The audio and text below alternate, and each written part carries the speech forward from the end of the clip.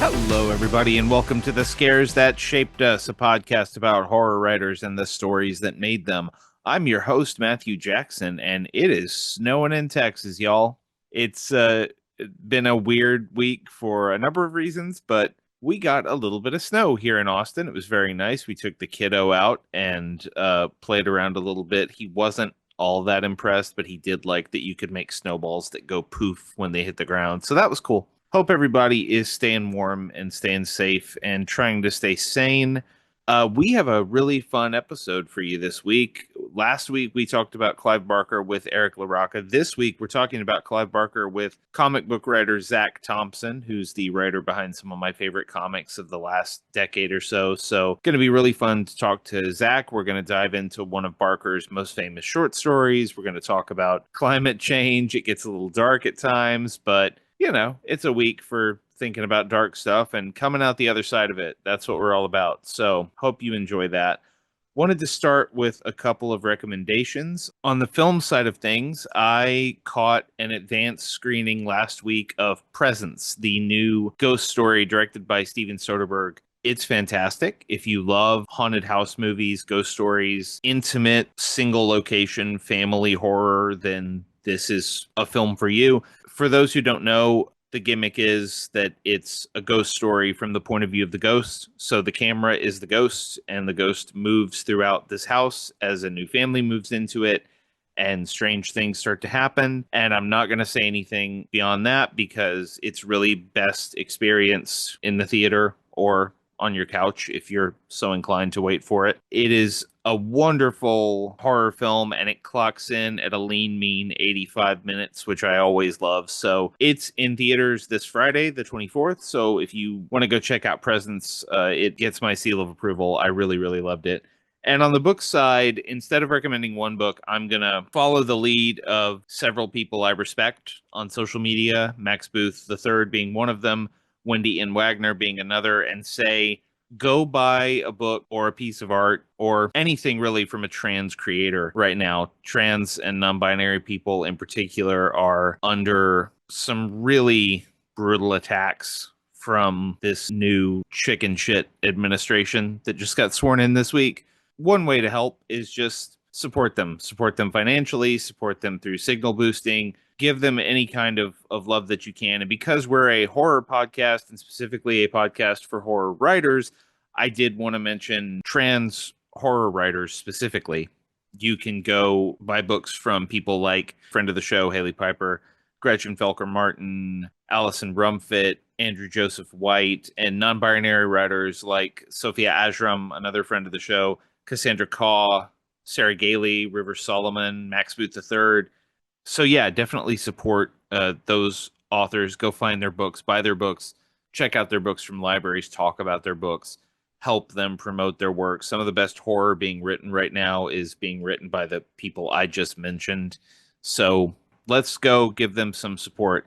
That's it for me for recommendations this week. Let's head over to our interview with Zac Thompson.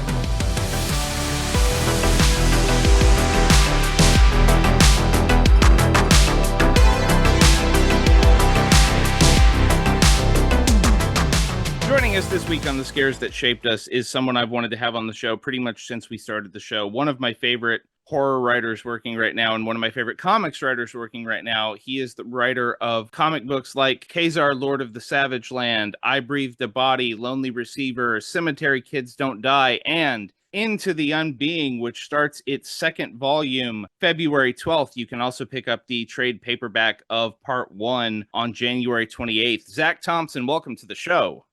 Thank you so much for having me. My pleasure. Like I said, I've known your work for quite a while, and I've kind of known you online for quite a while. And when I started thinking about horror writers that I wanted to have on the show, I was like, well, I got to get comics involved. And you are one of my favorite horror comics creators. And it's just really cool to be able to finally connect with you. But I want to start, before we get into our topic today, I want to start by talking about Into the Unbeing, which is an amazing book, a great concept for a book. For people who don't know, could you offer our listeners a little taste of what Into the Unbeing is? Yeah. So it's not always the easiest book to describe, but I've kind of been pitching it as four climate scientists walk into the mouth, in quotation marks, of an environmental anomaly. Um, Try to not spoil people because if you like to go in blind and don't know what that thing is, then it all the more interesting for you. If you don't care about spoilers, I can kind of get into what that mouth is, which is the giant mouth of an undead behemoth that is rotting away in the Australian outback. It feels like the culmination of a lot of sort of the eco horror themes that you've played with in I Breathed a Body and Kazar and things like that. And I know you love eco horror. So as you know, California burns right now as we're talking. I almost feel like this is an obvious, easy question, but what made you want to play with this kind of story in such a there's such an obvious metaphor of like, okay, the climate is falling apart on us, and now I'm going to have these climate scientists explore an actual corpse. Yeah. Yeah, I mean, a part of it was like actually born of forest fires. I mean, that's like in the first few pages um of the book. But while I was writing the book back in like 2021, I lived in BC, and BC is prone to forest fires in Canada, and I was like in the middle of the summer, and I decided to move to the East Coast. And so I thought, I'll drive, and I'll see the whole of the country along the way. And I had just started outlining the book, and I was like, I wasn't sure what the shape of the book was going to be or anything. And as I was on the highway on day two, there were such bad forest fires that like I was like maybe 6 feet from the fire on the side of the highway, and like ash was blowing through the vents of my car, and I was by myself. And so I was just sort of like had this moment of like, holy fuck, like reckoning with the enormity of it.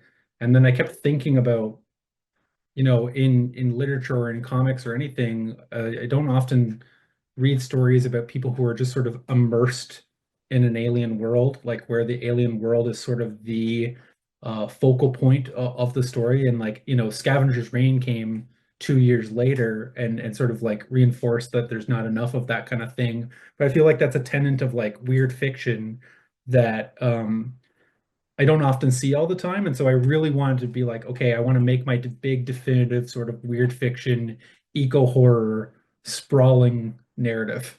It's definitely sprawling, and it's so ambitious. And I want to make sure to highlight this is a comic, which means like you're writing it, but you have a wonderful artist, Hayden Sherman, who is bringing all of this to life.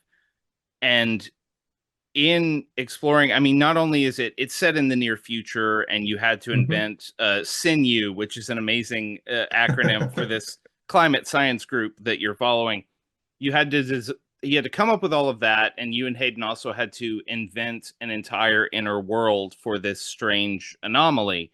So, what was the process like?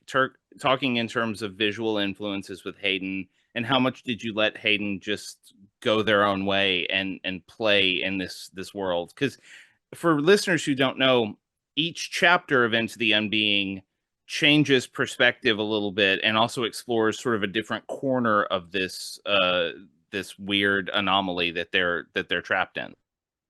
Yeah, so I mean, for my part, I always wanted to approach it as like first person plural and bring in those multiple narratives because for me, I was like, if you're writing about climate fiction, or sorry, climate change is going to affect everyone. It's going to affect everyone in different ways. So I thought the best way to represent that is to just have that multi sort of like focal point, that multi narration where you sort of get in the heads of all these people.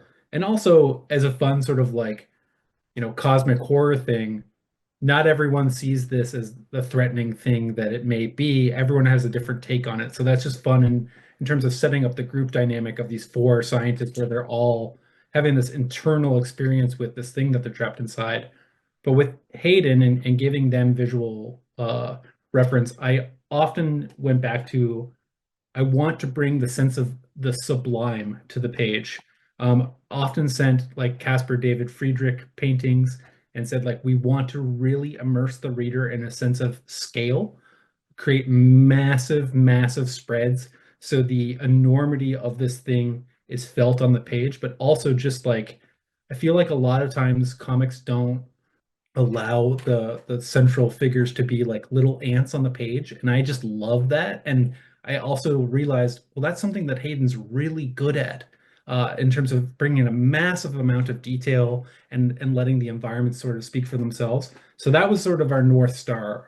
And I said, like, basically, this is the vibe that we want to create on the page. This is the emotional state that we want to evoke in the reader. And then, which is very uncommon, we made this book one page a day, basically like jazz. So I wrote the scripts, but then Hayden would send me the layouts of the page. I would approve the layout, or we would talk about it or whatever.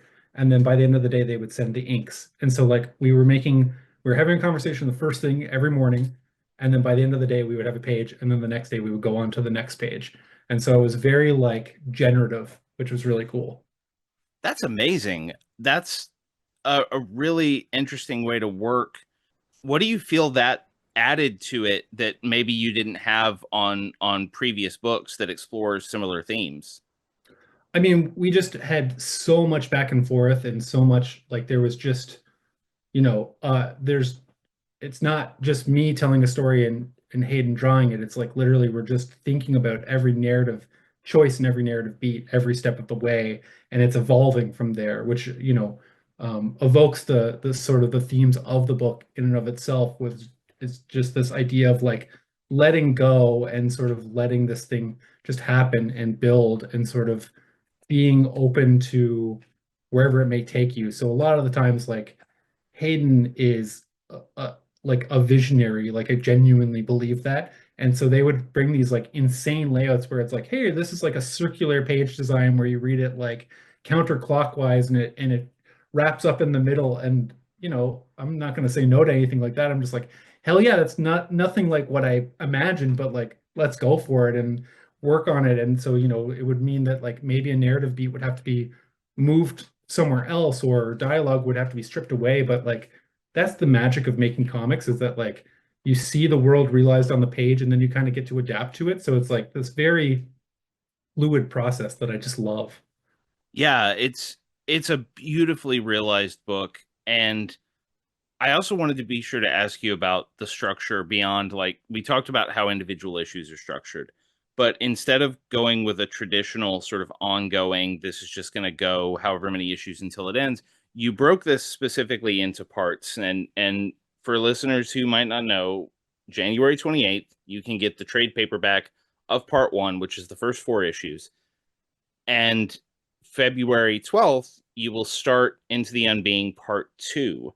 So, what was the thinking behind breaking the story into these distinctive units like this? And what does Part Two offer thematically in terms of characters and things like that that Part One didn't have, that made you want to say these are two separate things that are part of the same whole? Yeah, so purely from like a planning perspective, it was like can each issue of the book is almost 30 pages. A typical comic is only about 22. They also have prose pages like epistolary passages of other people who've encountered the Unbeing's madness or from the main characters, that kind of thing. So they were very labor intensive just from the creation of them. And so when we originally set out to make the book, we took a step back and we went, okay, can we feasibly do 220 pages in 8 months? Is this something that we can actually manage? And we went, well, instead of giving readers an unsatisfactory experience where maybe we have to disappear off the shelves for a few months, we'll build in a 4 month break. We'll release the first four issues. So if people didn't read the first part, they can get caught up. And then the structure of the book, which never changed from the very get-go, was that the first issue of part two, or the fifth chapter, so to speak, goes back in time and shows you how long this unbeing has existed, how long it's been around, and shows you a different expedition into the unbeing. And so we thought, wow, that actually really functions as a great reintroduction into this world. And so people who potentially didn't get to, read it the first time around will also be able to kind of come in on the ground floor and still ostensibly understand what's going on, but they will miss, if you don't read part one, you still should. But if you don't read it and you go into part two, you should understand what's going on. Um, but the other part was I wanted to have that first person plural perspective, and I wanted to keep that going. But in part two, it starts to really fractal outwards, and you start to get these like multiple narrators in each issue. And I wanted to make sure that the first part sort of functioned as like there's a very clear delineation where at the end of each chapter the narrator switches, and then by the time you get to part two, because you're used to that and you've been immersed in that, well, now we're really gonna fuck around with you.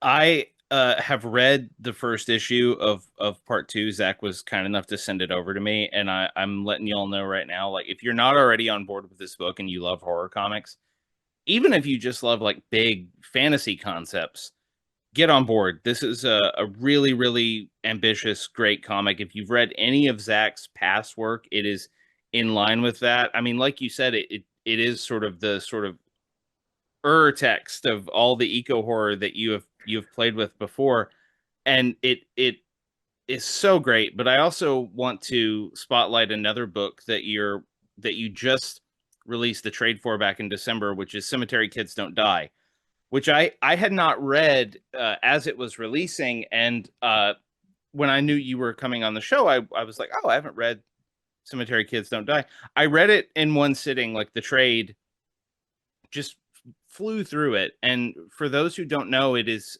set in a world where there is a video game, almost a VR headset, but essentially it attaches to your brain while you sleep. And while you sleep, you go into a video game world, like an MMORPG kind of thing, and it follows these friends who realize that the game might be a little more malevolent and a little more insidious than they thought, and one of them gets stuck there.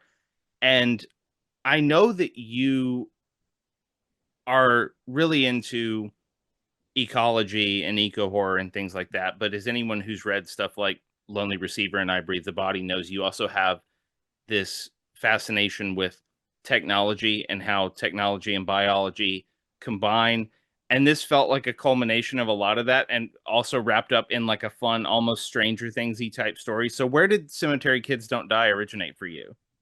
Yeah, so I mean, you got it dead on. Like I sort of took some of the themes that I've been scratching at in the past and thought, well, how do I wrap this in maybe a more like palatable way to sort of, play with these themes. I think I Lonely Receiver and I Breathe the Body are sort of confrontational works. They're definitely like provoking disgust or discomfort.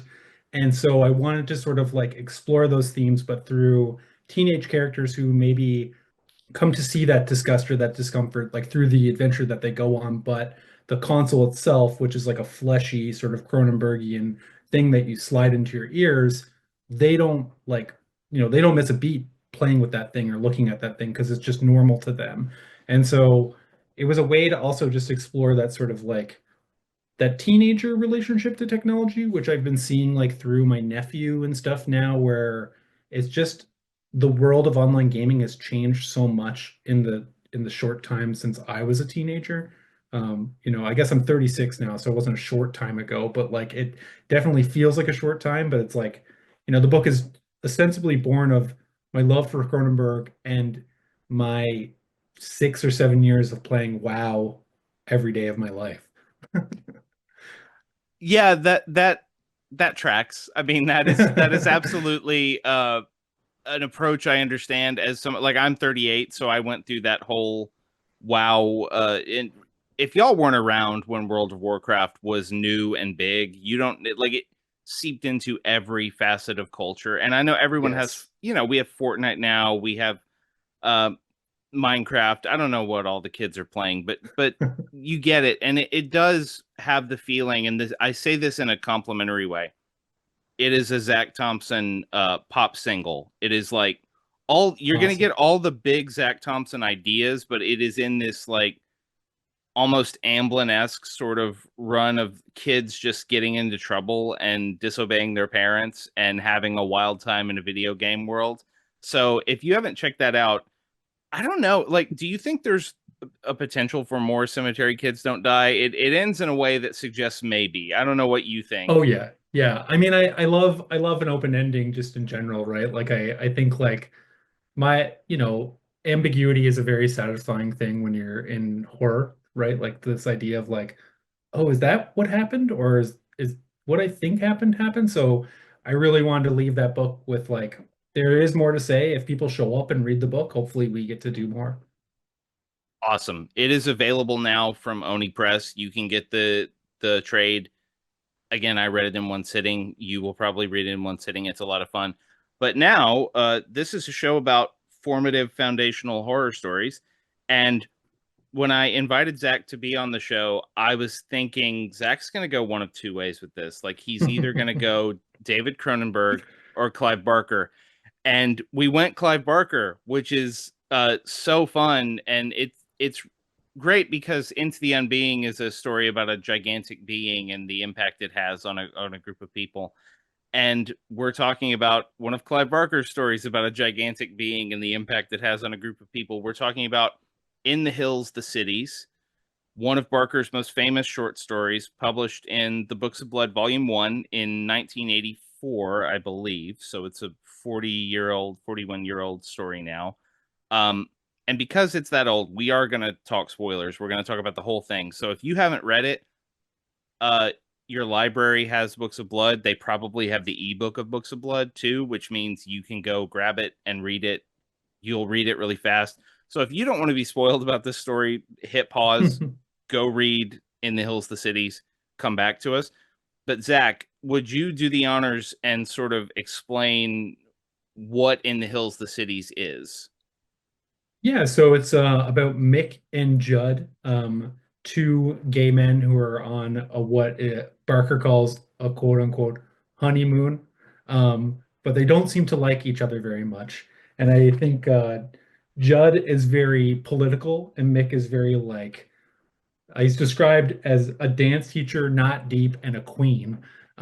But he's more whimsical and sort of like he wants to see the museums and Judd is all about the politics of the area that they're in. So they're traveling through the European hills, and as they're traveling, they're bickering, they're fucking, and then they're kind of figuring out what they're going to do next when they come across a giant mass of human bodies in this towering thing that uh, basically touches the sky. I think Barker describes it as like a golden foretaste of heaven in his beautiful prose. Um, and they just are awestruck, right? They're sort of like overwhelmed by this massive being, and well, it part of there's two of them, and one of the massive beings falls apart in front of Mick and Judd. They try to get out of there. They witness a lot of atrocity, and then both of them meet their ultimate fates, which I think is like sort of the most Barker-esque thing about it, where it's like one fate is this just horrible nothingness, and the other fate is this horrible, overwhelming mass of awe and feeling. And it's just like it's the quintessential Barker for me because it's always skirting that line of that duality, like that like pain pleasure principle that he's always been uh scratching at with this work. So Yeah, it's almost if you go back through the books, I mean, everything about the Books of Blood is amazing. There are 6 volumes of it, and it's you get so many, you get every subgenre essentially, and you get Barker at doing horror, you get Barker doing dark fantasy. But even with all of that in mind, In the Hills, the Cities is the one. Like, if you're a Barker fan and you're trying to convert someone to Barker and you just want to give them something short, this is usually the thing you'll hand them and say, read this short story and then come back. And the thing that Zac was alluding to, and the thing that I had sort of forgotten this, it'd been years since I read the story and I went back and reread it. It is the story of these two men as they are going on this vacation that is not going very well because it turns out they lusted after each other, but they don't really enjoy each other's company, especially when they're stuck together in a car for hours on end. The perspective also shifts, and you get these it intercuts. So you have Mick and Judd on their trip, and then you meet this man named Vaslav, who is overseeing this very interesting operation in this city. And he is one of two overseers because there are two towns. I believe they're called Popolok and Podievo or Yeah. something. I think I'm getting those names right. So they're both cities of like 30, 40,000 people. And every 10 years, they have a ritual tradition that goes back to ancient times where the cities, all of the citizenry of these two cities will come together. They will get ropes and straps and tubes and all of this equipment, and they will build giants out of the bodies of their respective citizenry. And then the giants will go into the valley between the hills, and they will have what's described as a contest. It seems like it's a fight, but it doesn't ever really. I thought it was just a full on fight, but the thing that's interesting looking back at it is Barker calls it a contest. And what essentially happens, as Zach said, is they go into this valley, but Podievo has a structural problem in their giant. Something goes wrong in one of the legs, someone dies, it makes the entire structural integrity of this giant city uh, come apart. And essentially, yeah, the entire city of Podievo collapses and 40,000 people are crushed under the weight of each other. And it creates a river of blood that leads Mick and Judd to find them. And the other thing that I was struck by that I think adds to the emotional density of the whole piece, I thought in my weird misremembering of this that Mick and Judd saw the two cities as giants together, but that's not actually what happens. They encounter a dead city, but they don't know it's a dead city. They just think like Mhm.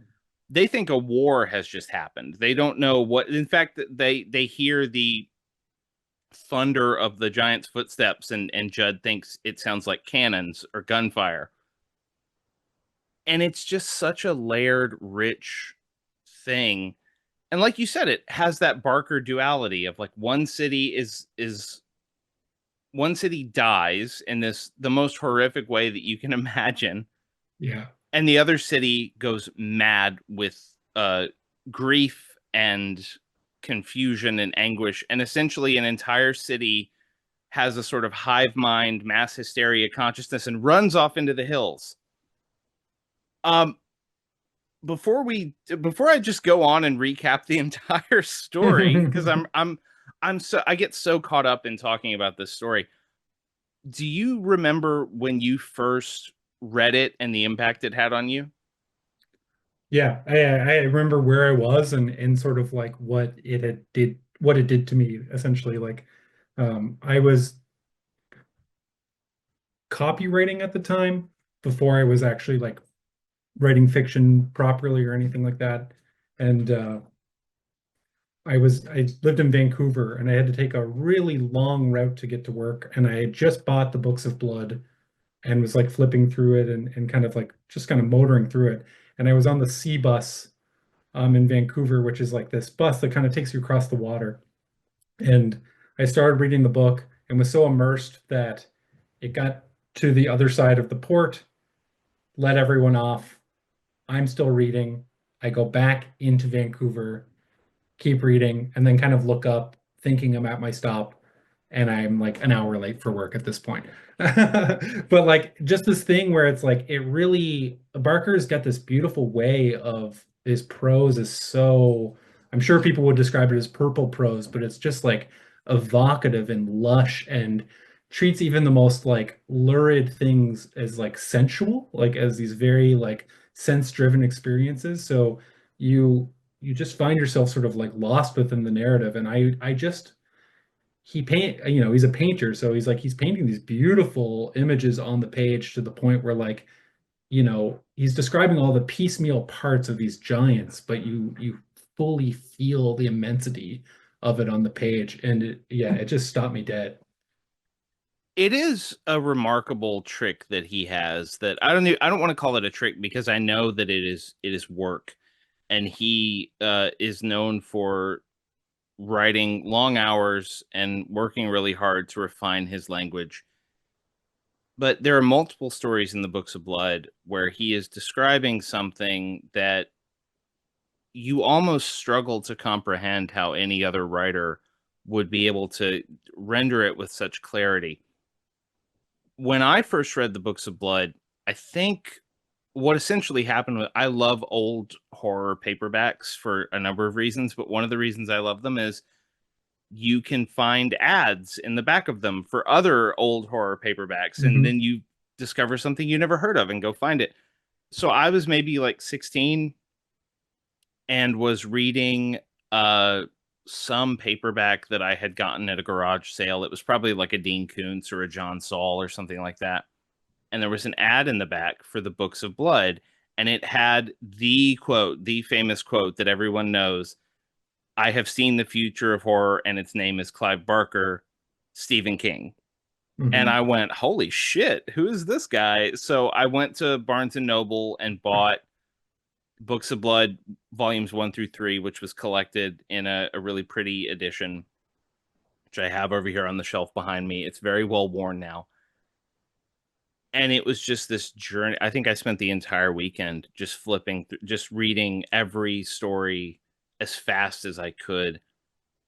And reading In the Hills, the Cities, like it comes at the end of volume 1 of that collection. And that first volume has other amazing stories in it. It has The Midnight Meat Train, which is one of Hmm. Barker's most famous. It has a story called Sex, Death, and Starshine, which is essentially about an undead theater troupe, which is an amazing idea. It has The Yattering and Jack, which is this sort of dark comedy about a guy who is harassed by this lesser demon because of some deal his family made centuries ago. But then you come to In the Hills, the Cities, and that story's ability to convey raw human awe, Hmm. not just in the characters, but you can see it. You can absolutely see, like, oh my, it's a human pyramid of impossible proportions, and it's shaped like a giant, and there are essentially two flesh skyscrapers walking across the landscape in Eastern Europe.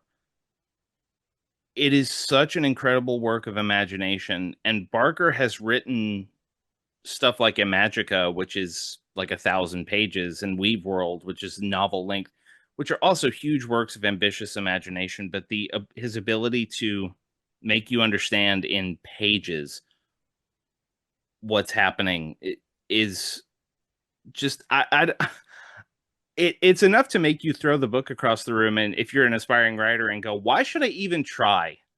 Yeah, What the yeah, hell did you definitely. do? um so I want to pivot this into talking a little about Into the Unbeing. And I suspect I know the answer to this because you're the one who picked this story. Did the giants of In the Hills, the Cities, directly lead you into the giants and the sort of megalithic landscapes of Into the Unbeing, do you think? I think yes and no. So like the funny thing is like I knew, roughly that there's some like overlap between them, but I had also picked it because it's like one of my favorite stories of Barker's, but I had not read it in almost 3 or 4 years when we had originally talked, and I thought, what a good chance to revisit this. And then as I was rereading it, I was sort of like struck by how much had bled into my consciousness with this with Into the Unbeing in particular. Like there's just certain things about what the bodies represent and thematically sort of like what Barker's presenting as this like body politic or whatever, these giant mammoth beings. Like there's a lot of talk about how all the people within the giant are working together towards a common goal, right?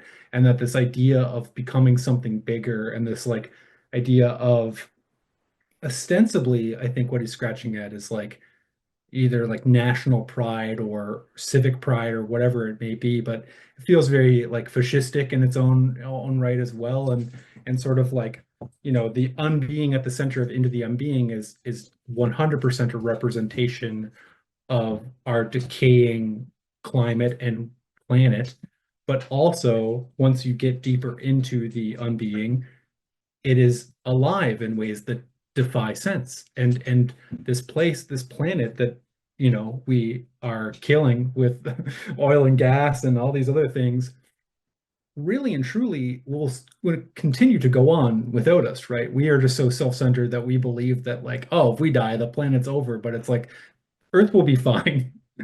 We're the ones who are fucked in climate change, So it's just this interesting thing where I kept reading it and going like, wow, this has become part of my consciousness, whether or not I fully realized it. And also just I love Barker. I truly believe like when I read it, I go, if only I could be 1% of this prose, like I've made it. Yeah, it reminds me of a line you have in Into the Unbeing, and I'm paraphrasing, and I'm probably going to butcher it, but they're talking about how nothing in the unbeing makes sense, and one of your characters says something to the effect of everything makes sense eventually. Hmm. Um, and that is this story digs in ways that I had forgotten into one of my favorite themes in horror, which is a recurring thing on this show. Now we've talked about it. I don't know how many episodes, which is this idea of secret knowledge and that the world is deeper and darker and stranger than we know, which is a key to all of Barker's stuff. We just did an episode with Eric LaRocca talking about the Hellbound Heart, and Oh yeah. obviously the Lamarchand configuration in that story is a key component. But when the giants are introduced, when the two cities are introduced in this story, Vaslav, the character who is overseeing, I think he oversees Popolok, he is Yes. looking at these things like he calls them miracles. And he essentially says the world has he's thinking about how the world has sort of moved on and the world is now a place of technology and connection, and everyone is focused on all of these bigger ideas that they've moved toward and all these simple comforts that they love, but the real miracles of the world are still happening here in the hills where no one can see them. It's one of my favorite bits of that story because it sort of speaks to the different approaches that Judd and Mick have to life. And, reading the story, like there's a very clear allegory of like there are two men in this couple, there are two cities in this contest. One of them is going to die, one of them is going to be driven mad, and we're going to let it play from there. Hmm. But then when you get into the grittier, more nuanced thematic stuff, there's a argument that Mick and Judd have where Mick wants to go see a monastery because he has heard that there is a beautiful painting of the Virgin Mary in this monastery that's one of the greatest pieces of its kind, and he wants to go see this. And Judd is very like, you and your fucking virgins. Why do we have to stop every old dusty monastery? They all smell, I think he says they smell like incense, sweat, and old lies or something like that. He is what he says the monasteries all smell like. But he's like, why do we have to go to another fucking monastery to see a painting of a virgin again? And Mick is just like, they're beautiful and I want to see the beauty. And it brings out what we were talking about earlier, that clear element in Barker's fiction where he is playing with the idea of beauty and the idea of what we want out of the world versus what the world actually is. And it does this amazing trick because obviously, Mick will go mad just like Popolot goes mad by the end of this story. And he'll go mad chasing some kind of understanding. Hmm. Whereas Judd is like, this is not something I'm concerned with. And it's this remarkable piece of horror in that like both of them have like awful endings in their own way, but which ending is more awful? What would you prefer? What do you want out of the world? The world is either going to crush you or drive you mad. Which do you want? And I think that that is so amazing to capture in like what 50 pages, something like that. Yeah, yeah. He describes Judd going out like a light, a tiny, insignificant light. And it's like that to me is so horrifying. I'd rather be Mick. I'd rather jump on the giant and just ride it into hell and sort of like see where things go. But I love that like Barker's always on the like the thin line between revulsion and utter awe, right? And how it can, in one moment the giant is this towering representation of hell, and Vasilev, like I said before, describes it as a golden foretaste of heaven. So it's always in the like that shifting sort of like POV where Barker's able to say like this one thing can be two things to two different people. And I just love that because it's sort of like that's also a degree of horror in the world, right? It's like the thing that you find repulsive can be the absolute pinnacle of beauty to someone else, which is scary. Yeah, and it brings me to the other thing I was struck by rereading this story, which is what a great character piece it is. Hmm. We have talked about it as this high concept, amazing exercise in ambition and a great exercise in evocative prose that perfectly describes what's going on with these two giants. But Mick and Judd are like in some ways it's a breakup story, right? It's like Midsummer. It's like Barker's riff on a breakup because these are two people who are not suited for each other, who are Hmm. seeking different things in the world. They both like sex, they both like fucking each other. They even in the book, like right after an argument, Mick essentially decides, I'm gonna seduce Judd because it's easier than continuing to argue about politics and crap with him. And it works, and they feel better, and they go on about their trip. And then, they encounter what can be read as massive physical representations of themselves on the landscape. And it's very interesting to me that Barker, because you just said like I would rather be Mick, and I think I would also rather be Mick because I'm always reading these stories about secret knowledge and hidden rituals and things like that, and going like, what if that actually happened and I encountered like what would I feel like I would want to keep exploring these things. And it feels very much like Barker also wants to be Mick, which is Hmm. not a huge leap because he's an Yeah. artist. Of course, Yeah. he wants to be more like the dance teacher who wants to see the beautiful paintings. But it's such an interesting way of rendering a breakup because the way he describes how the giants work is Podievo, the one that collapses, has a weakness very early on and collapses before the contest can even begin.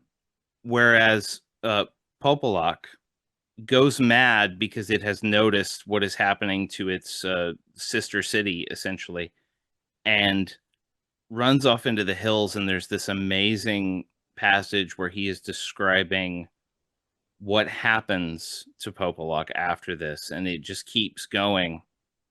And people die of exhaustion inside it because they're having to strain every muscle in their body to keep the structure intact, right? So when the city just keeps going and going and going, people start to die. And he says something like, the internal cells, meaning the people who die, are allowed to remain in place.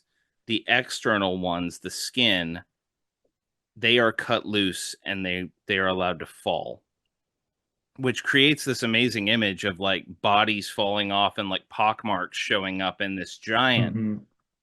But it also draws this amazing thing between Mick and Judd, which is like Judd is clearly the more practical one, the one who's like, the things that really matter in the world are this. And I don't care about art. I care about sociopolitics and the things that actually change the world and the things that quote unquote matter, he goes down quickly. And it almost feels like that would be the better approach for him. But Mick goes on and keeps taking on wounds. And it's this amazing idea of like, yeah, you can go on, but the world is going to keep hitting you and you're going to keep falling apart. And eventually you're going to go absolutely insane.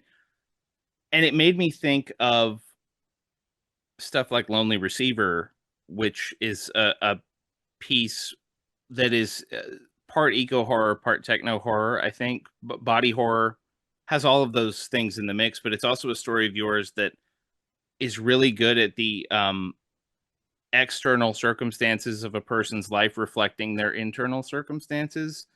Do Mhm. you credit Barker with that? I think yeah, there's definitely some Barker in there for sure. Yeah. I think like, and Cronenberg is all often skirting around the same things as well. It's just the idea of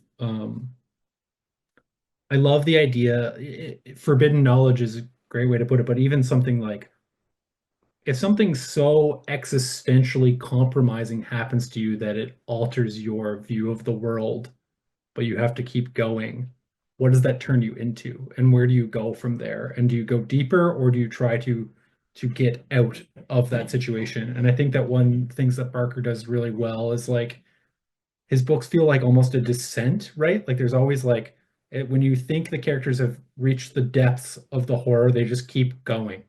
And often by choice, which I absolutely love.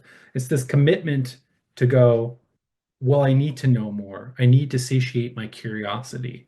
And I have to keep going because I need to know if this is ever going to make sense. And often it doesn't, which is like even I find that very satisfying. I know other people can sort of like bristle at those types of things, but because it's like the world is unsatisfying. If you ever do go on a big, being a writer is a great example of like you can create something that you're really, really passionate about, and that can come out, and then no one gives a shit, and you're just sort of like, well, I got to get back to it. Got to keep going. We mentioned already the visual aspect of Barker, and he is an incredible painter, and he has lots of painted works that are just standalone things, but he has painted. Abarat is the most famous example where he has done illustrations directly related to his prose.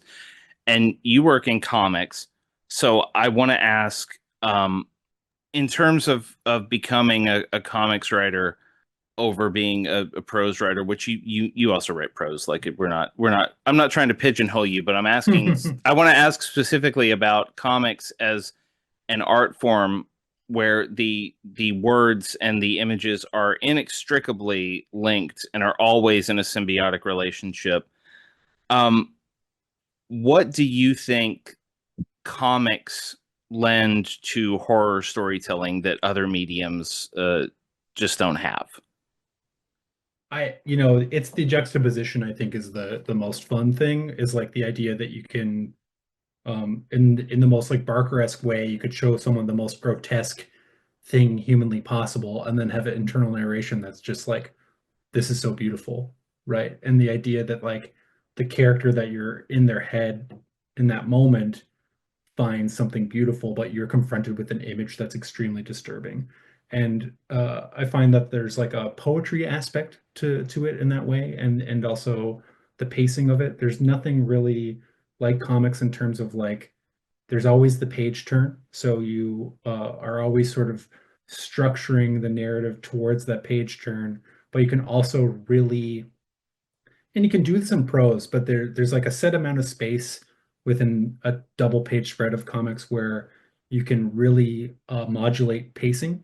And I find that really interesting for horror because horror is often about pacing, about the anticipation of something happening, or the dread of something that's about to happen.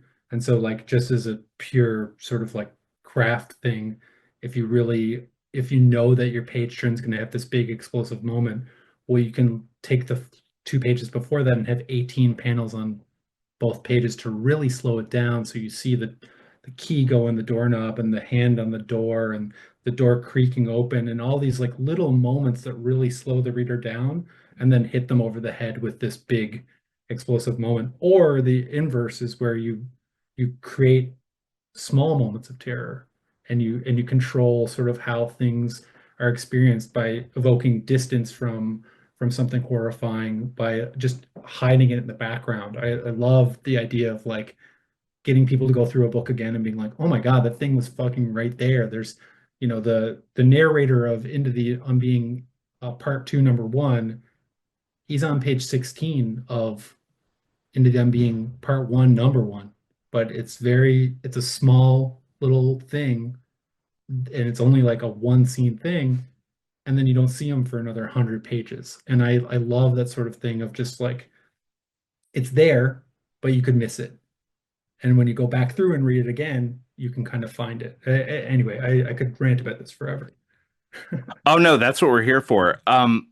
So this is not going to be an artful segue at all, but in listening to you talk just now and listening to what you were saying about Barker's characters and their intentional desire to go deeper into these awful things, it made me think about you were talking about the juxtaposition, and there are a lot of moments in Into the Unbeing where your characters are confronted by something either inexplicable or horrifying or both, something that they just simply can't have never had to reckon with before in their lives. And some of them are horrified and frightened and ready to fight, and others are like, no, no, no, hang back, hang back, this is interesting, let's see what this is. And others, yeah, they embrace it as something that is beautiful and unknown and worthy of not just study but appreciation.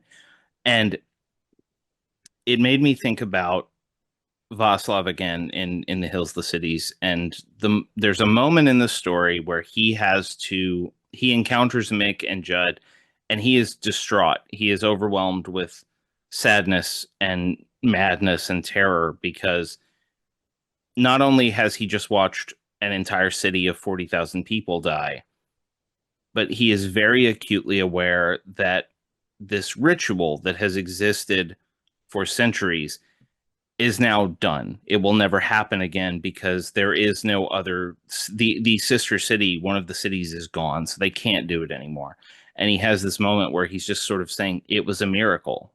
It was a miracle." And your story Into the Unbeing is kind of it's about people encountering miracles, like things that they can't possibly understand, but they're encountering miracles in a world that has been ravaged and Mhm. mostly destroyed.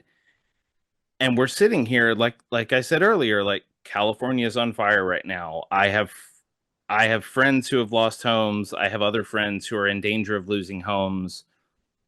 We are in this weird place where we are watching things that have stood for a very, very long time go away, never to return. What I'm curious about from your perspective as someone who is obviously passionate about horror stories and the emotional impact they can have, and passionate about the way that our climate and our planet is changing in often irrevocable ways, how you feel about bearing witness and like understanding that we are going to go deeper now. We are going to go into the dark and scary places as a species, whether we like it or not. Yeah, I mean that was the driving force behind writing the book was the idea of bearing witness and sort of like what do you do? And that's also why the characters in Into the Unbeing find several accounts of different people who've bore witness to this, different parts of time, and sort of like what how they made sense of it or how they didn't make sense of it. And I find that there's even a moment in Into the Unbeing towards the end of the fourth chapter where a character, both of her legs break, and she falls into a pit of acid, and her legs are dissolved entirely up until the knees. And the character who finds her sees that and goes, "It's a miracle." Yeah, it's all right there. And it's a fascinating book to read now, and this is a fascinating story to read now at a time when we're like, I mean, the passage of time is always a thing that is scary, because whether it's climate change or something else, like the things that you love, the things that you care about, the things that you appreciate are going to change and often die. But in this particular moment, both your book and this story are like really potent metaphors for like understanding that sometimes you don't get the choice between being crushed by the giant and going mad with the other giant. You just kind of have to ride the giant and see where it takes you. The giant in this case being Earth, because I understand metaphor, everybody. So I want to end on a hopefully somewhat lighter note than that, and ask you about Barker in the broader sense. We've already talked about some of the other books of blood stories, but what are some of your other favorite Barkers that you would like recommend to people who are just getting into his stuff? I mean, Hellbound Heart is unbelievable and is a really easy read. And if you're familiar with Hellraiser, it will still surprise you in these really wonderful ways. The ways that the Cenobites are sort of like represented and sort of the deeper lore on what they are is very interesting on the page as to, in comparison to sort of like the pinhead that we all know from the films. So I would highly recommend people read that, even if they absolutely love Hellraiser, because it will surprise them. Um, I think his masterwork is The Great and Secret Show. I think that's just like one of the best novels ever written. It's a sprawling narrative, but it's like I truly think it's Barker at his best. It's, touching on so many different characters, but it also has that sort of like dark fantasy, sort of forbidden knowledge theme there that is just, and the duality. It's all there with Barker, and I really do believe that that's probably the best thing that he's ever written. Maybe that's sacrilege, but like it really is my favorite thing. Weave World is also unbelievable, but like not nearly as like approachable as maybe some of the like Hellbound Heart, for example. And if you haven't read Books of Blood, like you just motor through them. Like just, read one short story a day and they will floor you. Like they are genuinely um that collection is just like banger after banger after banger after banger, to the point where you'll also maybe start to understand other horror fiction just by going back and reading those stories and being like, oh God, like this person was inspired by Barker and this person was inspired by Barker.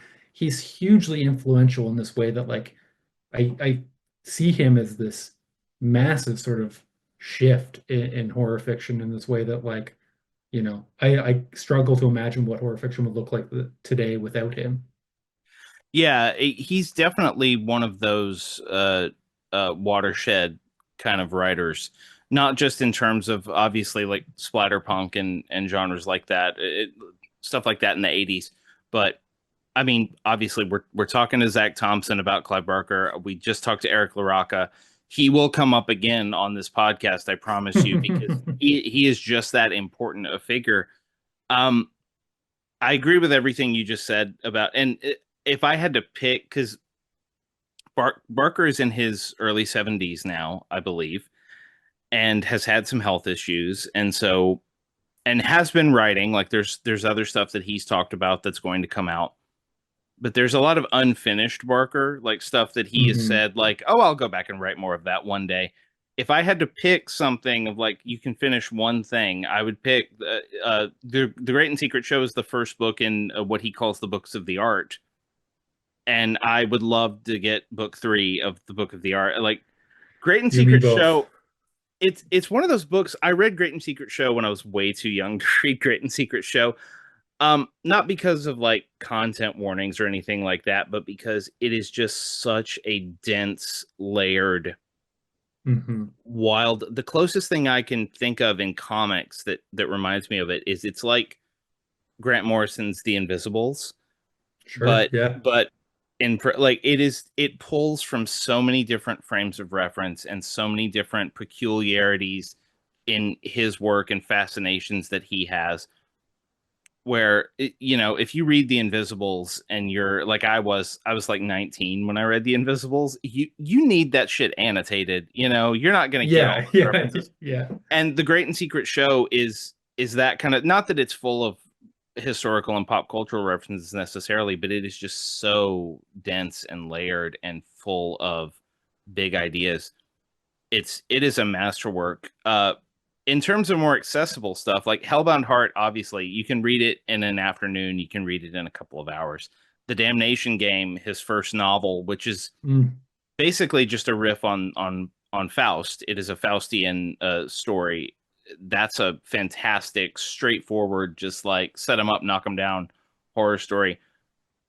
My favorite Barker novels, on the more fantasy side of things, I love Galilee, which is Hmm. one that not a lot of people talk about because it's so removed from the horror. It's like a fantasy romance about like this family of immortals and this family that's sort of like the Kennedys, these sort of American royalty people, and a star-crossed romance between a member of each family. It's remarkable and beautiful. I also just really love Cold Heart Canyon I was going to mention too. Yeah. because it's a Hollywood ghost story and it has all of this amazing like sort of silent film era history to it that it's kind of his love letter to California after living there for however long he lived, like 20 years or whatever, up until he wrote that book. And it's dark and imaginative and horny and Hmm. so freaky. Like you will, I don't want to say anything else about the places he takes it, but if you want to read like Clive Barker's weird dark Hollywood ghost story, Cold Heart Canyon is the place to go. It's so fun. So, our guest has been Zac Thompson. Into the Unbeing Part 2 starts February 12th. Into the Unbeing Part 1, the trade paperback, is out January 28th. Zac, before we let you go, will you let people know where to find you online? Yeah, you can find me on Blue Sky at Zac Thompson and on Instagram at Zac BE Thompson. All right, Zac Thompson, it was so great talking to you. Thanks for being on the show. Thank you so much for having me, man. This was awesome. Thanks once again to Zac Thompson for being on the show. Like I said in the interview, Zac and I have known each other online for a really long time, so getting to sit down and chat with him was a joy. Into the Unbeing Part 1 comes out in trade paperback next week, January 28th, and then February 12th, you can start Into the Unbeing Part 2. You can also buy his other work. We talked about Cemetery Kids Don't Die. There's a book called Blow Away. There's I Breathed a Body, Lonely Receiver, Kazar, Lord of the Savage Land. If you like Marvel stuff, that's a great entry into Zac's Marvel work. Yeah, love Zac. Great to have him on the show. Grateful to him for taking the time. If you want to keep track of everything we're doing, you can find us on social media. We are at Scares Shaped Us on Blue Sky. We are at Scares Shaped Us on Twitter. We are the Scares That Shaped Us on Facebook. We are the Scares That Shaped Us on YouTube. If you prefer to listen to podcasts via YouTube, we're over there. You can also go to thescaresthatshapedus.com for an archive of every episode we've done so far. And you can contact me directly if you'd like at scares@gmail.com. Always happy to hear from you, whether you have a question, a suggestion, a comment. Happy to read your emails. Join us next week when our guest will be the amazing Kaylee Peterson, who wrote one of my favorite debut horror books last year, Sacrificial Animals. We will talk to her about the great manga creator Junji Ito and his early seminal work Tomie. So that's going to be really fun. If you haven't read Tomie, it's available lots of places. Go find it. Even if you just want to read one of the short stories, they're all great. Junji Ito's great. It's a wonderful conversation. That will drop January 29th at noon Central. Until then, take care of yourselves, take care of each other. I'm Matthew Jackson, and you've been listening to The Scares That Shaped Us.